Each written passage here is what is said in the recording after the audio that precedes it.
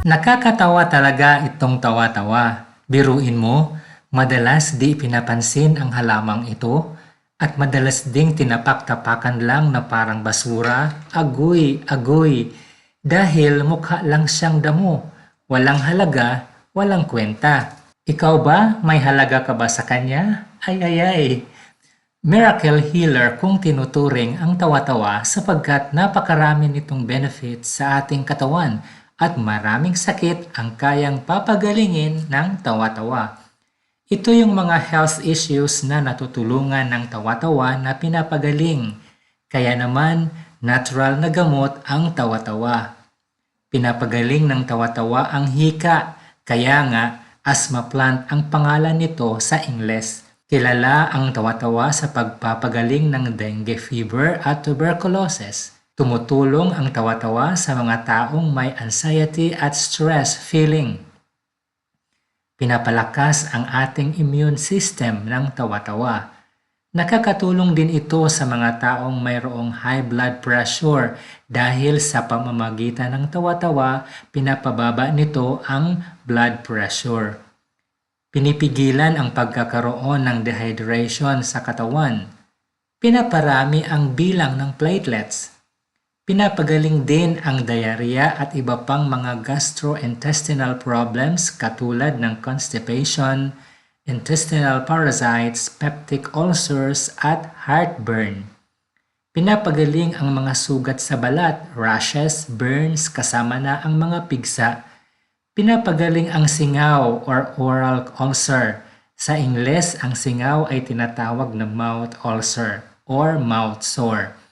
Ang tawa-tawa mayaman sa antioxidants at nakakatulong ang tawa-tawa sa pagpapagaling ng cancer. Nagtataboy ng mga lamok at iba pang mga insekto ang amoy ng tawa-tawa. Pinapagaling ang arthritis, agay at iba pang mga sakit sa kasukasuan. Kinakain ba ang tawa-tawa? Ginugulay ba ito? Upang mapapakinabangan ang tawa-tawa, ginagawa itong tsaa or tea. Sa bidyong ito, ituturo ko sa iyo kung ano ang procedure sa paggawa ng tawa-tawa tea. Ginagamit ang buong halaman ng tawa-tawa, ang mga dahon, ang tangkay nito, mga bulaklak at ugat ng tawa-tawa. Buong halaman ng tawa-tawa ang iyong gagamitin sa paggagawa ng tawa-tawa tea. Pagkatapos mong bunutin ang puno ng tawa-tawa sa lupa, kailangan mong hugasan ng mabuti ang buong halaman.